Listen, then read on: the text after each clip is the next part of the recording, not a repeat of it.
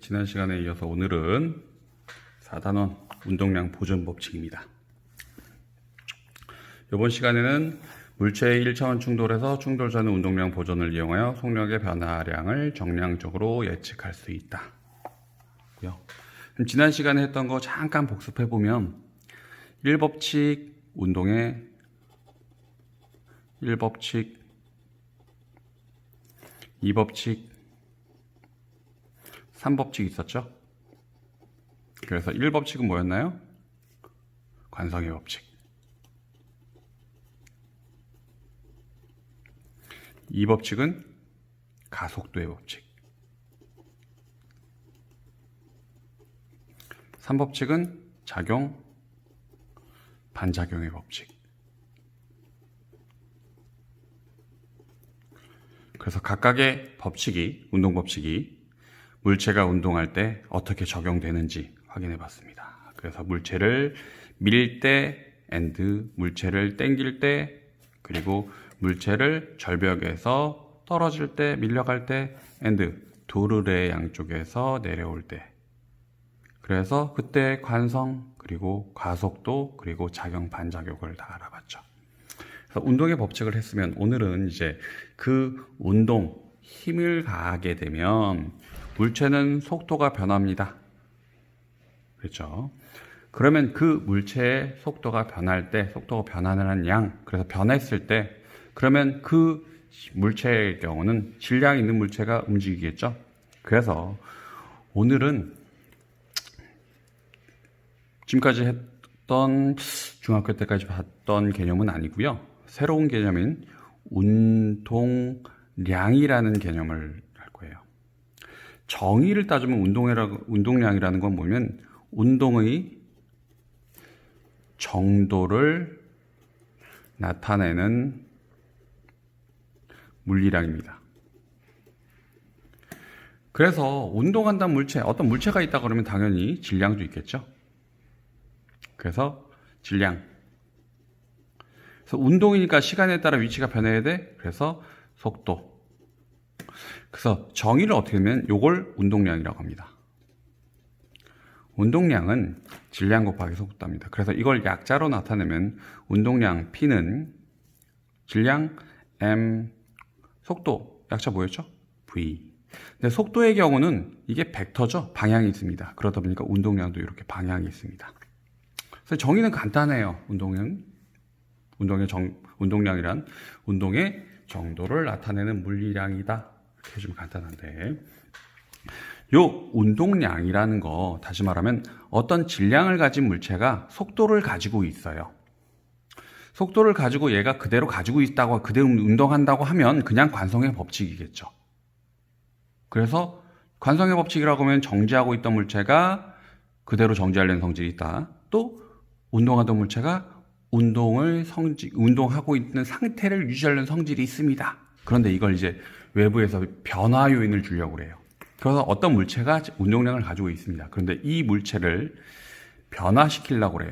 무슨 말이냐면 여기 질량 M이라는 물체가 있습니다. 얘가 오른쪽으로 속도 V만큼 운동하고 있어요. 운동하고 있는 물체니까 얘는 운동량을 가지겠죠. 그런데 이걸 변화시키려고 해요. 변화시키려면 다시 말하면 일반적으로는 질량도 변할 수도 있고 속도도 변할 수 있겠지만 질량이 변하는 경우는 좀 어려워요. 요거의 경우는 이제 대학교 가서 하기로 하고, 속도가 변한다고 합시다. 그러면 질량을 가진 물체가 운동하고 있는데 속도를 변화시켜야 돼. 그러면 속도를 변화시키려면 우리가 알고 있는 거로 따져보면 어떤 걸 변화시켜야 되겠니? 그죠? 여기 F는 MA였죠? 힘을 가하게 되면 물체는 A가 뭐야? 시간에 따라 속도가 변한다는 얘기죠. 그런데 질량을 가진 물체를 속도를 변화시키려고 그래. 그러면 만약에 왼쪽에서 오른쪽으로 힘 F라는 힘을 가하게 됩니다. 그렇게 돼버리면 이 물체는 운동 방향으로 힘을 가하게 되니까 얘의 물체는 속도가 점점 증가하겠죠. 속도가 증가할 겁니다. 그런데 어떤 물체가 있는데 물체가 오른쪽으로 이동을 하고 있는데 오른쪽으로 이동하는데 오른쪽으로 힘을 가하게 되면 오른쪽으로 속도가 점점 빨라질 거야. 그런데 일반적으로 얘기할 땐 그렇게 해도 되겠지만 봅시다. 같은 힘을 주는데 1뉴턴을 줬는데 1초 동안, 1뉴턴을 줬는데 2초 동안 줘버리면 같은 힘을 줄 때 시간을 더 오랫동안 가하게 되면 속력이 더 빨라지겠죠. 그래서 요걸 물리적으로 표현을 해주면 같은 힘을 주더라도 짧은 시간 동안에 가게 되면 운동량의 변화량이 큽니다. 이해됐나요? 요게 작아지면 요게 상대적으로 커지는 거죠. 운동량의 변화량이 같다고 한다면 짧은 시간이 작아지면 작아질수록 힘이 커집니다. 오케이? 따로 얘기하면 같은 요거 아래쪽에는 시간이 일정하다고 얘기하면 힘이 크면 운동량의 변화량도 커. 무슨 말이냐? 1초 동안 10뉴턴을 가한 것보다 20뉴턴을 가한 게 그 물체의 운동량이 더 많이 변했다는 얘기야. 속도가 더 빨라졌다는 얘기죠. 질량을 일정한다고 얘기를 했으니까. 됐나요? 그래서 요 셈이 지금 세모라고 썼는데 이 세모라고 얘기는 변화량이에요. 시간에 따른 변화량. 그래서 요걸 좀 더 써볼게요. F는 델타 T분의 델타 P입니다. 시간에 따른 운동량의 변화량이야. 그래서 요거 좀 더 써보면 델타 T는 그대로 놔둘 수 있고요. 이 P라고 하는 게 운동량이라고 그랬죠. 운동량을 그대로 써보면 델타 MV가 됩니다. 물론 대학교 올라가게 되면 이 질량이 변하는 경우도 배워요. 근데 이건 너무 힘들어. 적분을 배워야 되거든요. 적분, 미분 해야 돼. 미분, 적분을 배우는 이유 중에 하나가 이제 물리라고 물리 문제를 풀려고 얘기하는데, 여기 도입부에서 보자. 잠깐. 발사되어 있는 로켓이 엄청난 양의 연료를 싣고 있다. 로켓이 지구를 탈출하기 위한 속력을 얻기 위해서 많은 양의 연료가 필요하기 때문이다. 그러나 로켓이 가속되는 동안 연료는 연소되어 로켓 엔진의 뒷부분도 점점 빠져나간다. 그럼 따지고 보면, 보자. 로켓이 있어요. 로켓이 연료를 연소해가지고 뒤로 휙 하고 뿜어낸대. 그 말은 뭐냐면 시간이 지나면 이 로켓의 질량은 증가할까요? 일정할까요? 감소할까요? 당연히 증가할 수는 없지. 그럼 일정할까? 로켓의 질량은 일정하되 로켓 안에 있는 연료는 점점 태워서 밖으로 빠져나갔으니까 어떻게 돼? 줄어들 겁니다. 질량이 줄어들겠죠. 물론 그 질량이 감소가 결국엔 어떻게 되냐면 얘가 점점 빨라질 수 있는 요인이 될 수도 있고요. 바깥으로 나가게 됩니다. 근데 그런 경우는 너무 어려우니까 고등학교 수준에서는 그건 대학교 가서 배우기로 하고 요 질량이 일정할 때 그때만 가지고 얘기합니다. 그러면 요 M이라고 하는 변화량, M의 경우는 변화량이 아니죠. 얘는 고정된 일정한 값일 겁니다. 그래서 요 값을 M으로 그대로 놔둘 수 있고요. 델타 T분의 델타 V라고 할 수 있어요. 그러면 델타 T분의 델타 V, 시간에 따른 속도로 변화량, 이거 뭐였니? MA죠. 됐나요? 그래서 결국엔 운동량의 운동량을 변화시키려고 해. 그런데 그거에 힘을 가하는 시간에 따른 어떤 변화량, 변화된 값, 요걸 이제 운동량이라고 합니다. 그래서 그 운동량이 어떻게 되는지, 어떤 의미를 가지는지 한번 좀 봅시다. 29페이지 위에 보면 어떤 번지 점프를 하는 거죠. 위에 사람이 있고요. 사람이 이제 여기서 뛰어내립니다. 뛰어내리면 이 사람은 아래쪽으로 내려오면서 힘을 받겠지. 내려오면서 힘을 받습니다. 그러면 그 사람의 경우는 속력이 점점 어떻게 되나요? 점점 증가하겠죠. 속력이 증가한다는 얘기는 뭐냐면 질량은 일정한다고 하더라도 속력이 증가하니까, 속도도 증가하니까 어떻게 돼? 운동량이 점점 커지는 겁니다. 됐나요? 어떤 사람이 있는데, 어떤 물체가 있는데 여기 힘을 가하지 않았어. 그럼 그 물체의 운동량은 어떻게 된대? 그렇게 일정할 겁니다. 됐나요?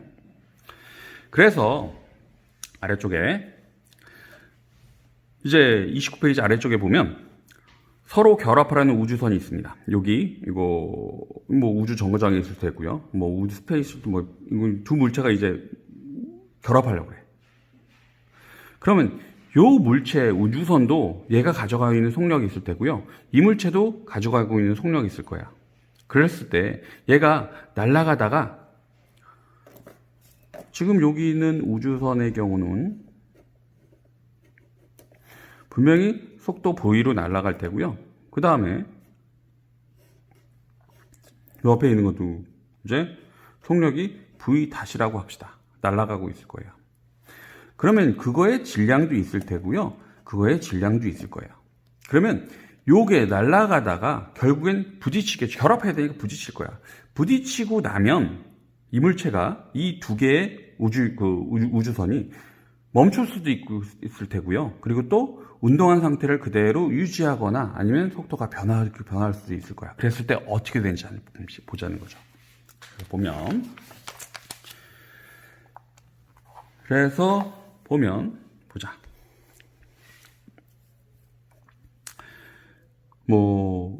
물체 우주선 A고 있고 우주선 B라고 합니다. 그래서 날아가고 있는 상황이야. 그랬다가 좀 지나고 나면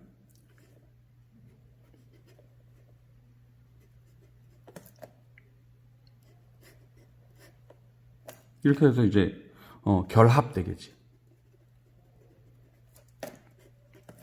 and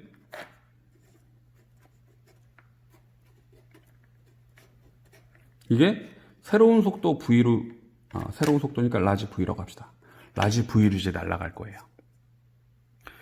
물론 라지 V라고 할 때 얘도 VA 이걸 VA, VB 그리고 충돌 전이니까 VA라고 그냥 충돌 전의 속도 VA, VB 그리고 충돌 후의 속도 VA 다시 VB 다시 이렇게 각각 해줍시다. 그렇게 되면 요거 둘이 충돌이 일어날 때 보자. 충돌이 일어나려면 VA랑 VB가 있습니다. 그러면 충돌이 일어난다는 얘기는 A가 크겠니? B가 크겠니? 당연히 A가 커야죠. 그래야지 당연히 충돌이 일어날 거야. 그 다음에 충돌 후에 결합하지 않고 따라간다고 합시다. 따라갔을 때 VA 다시가 있고 VB 다시가 있습니다. 그러면 어느 게 클까요? 당연히 VB가 다시 크겠죠. 무슨 말이냐면 얘가 이렇게 갔다가 결합하고 나서 그 다음에 이렇게 튕겨가 나가는 거야. 됐니? 가다가 뒤에 있는 게 A가 빨라서 부딪히고 나서 그 다음 B로 이렇게 튕겨 날아가는 겁니다. 그래서 보면 부딪히는 순간을 또 보면 요 A의 경우는 이쪽으로 밀려서 속력이 느려질 겁니다. 무슨 말이냐면 B가 있는데 A가 부딪혔어. 그 다음에 A는 속력이 빨라져. 느려지겠죠. 어느 쪽 방향의 힘을 받아서? 이쪽 방향의 힘을 받아서. B의 경우는요, 날아가다가 뒤에서 부딪혔으니까 그 힘을 받아서 속력이 어떻게 될까? 빨라지겠죠. 그래서 이걸 FA라고 얘기하고 반대쪽으로 가져는 FB라고 합시다. 그러면 FA랑 FB를 비교합시다. 이거 누가 더 큰 거니? 이건 같죠. 그런데 방향만 반대입니다. 이거 왜 그러냐면 보자. 요 A를 미는 힘은 B가 A를 미는 거지. B가 A를 미는 힘. B가 밀리는 힘은 A가 B를 미는 힘. A가 B를, B가 A를. 이거 뭐니? 작용과 반작용으로 서로 같습니다. 됐나요? 그래서 이걸 가지고 얘기하면 FA는 마이너스 FB가 돼요. 그래서 이걸 써보면 델타 T분의 델타 PA 이꼬르 델타 T분의 마이너스 델타 B가 돼요. PB가 돼요. 결국에 요걸 계산해 보면 델타 T는 그대로 묶을 수 있고요. 델타 PA 플러스 요건 그렇게 묶을 수 있지? PB 요 값은 어떻게 돼? 제로가 됩니다. 보자. 요 말은 뭐냐면 A의 운동량과 B의 운동량의 합. 오케이? 합은 변한다, 변하지 않는다? 변하지 않는다. 그래서 A와 B의 운동량의 합은 항상 일정하다. 됐나요?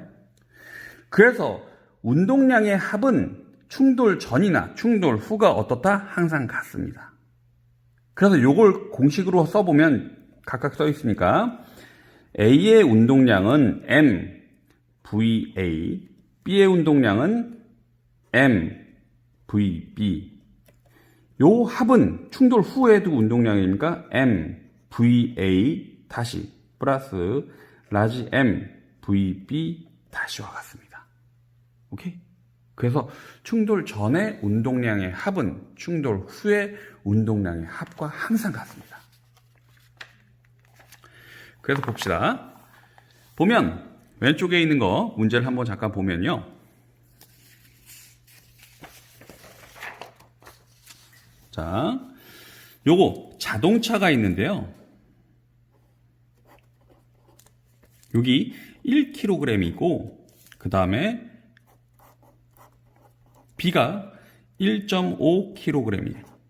오케이? 그 다음에 얘가 VA의 속도로 갔고요. 얘는 정지였습니다. 이거 움직이는 정지. 그런데 그 이후에 A랑 B랑 같이 2m/s로 간대. 그러면 요거 1kg이고요. 그 다음에 1.5kg이에요. 그러면 충돌 후 운동량 봅시다. 운동량. 충돌량 운동량은 P는 M 곱하기 V죠. M은 질량 1kg짜리와 1.5kg짜리가 같이 2m/s로 갑니다. 그 말은 1 더하기 1.5, 2.5도 곱하기 2니까 얼마니? 5kgm/s입니다. 오케이? 그러면 충돌 후는 한번 봅시다. 충돌 후가 그랬으니까 충돌 전은 얘 운동량은 얼마인가요? 정지야. 속력 제로야. 속도 제로야. 그러니까 얘 운동량 제로죠. 그럼 얘 운동량은 얼마니? 충돌 전 운동량은 P 이꼬르 M 곱하기 VA입니다. 그런데 이게 1kg이고 곱하기 VA야. 근데 충돌 전의 운동량은 이거밖에 없었죠. 그런데 충돌 후의 운동량은 이거야. 그러니까 충돌 전의 운동량과 충돌 후의 운동량이 같아야 되니까 얼마야? VA는 1kg 곱하기 5kg 곱하기 m/s가 되니까 계산해보면 VA는 얼마니? 약분하고 나면 5m/s라는 얘기죠. 이해됐나요? 그래서 충돌 전의 운동량을 계산할 수 있으면 충돌 후의 운동량도 충분히 계산할 수 있다. 이게 요점입니다. 그래서 오늘 수업은 여기까지 하기로 하고요. 다음 시간에 뵙겠습니다.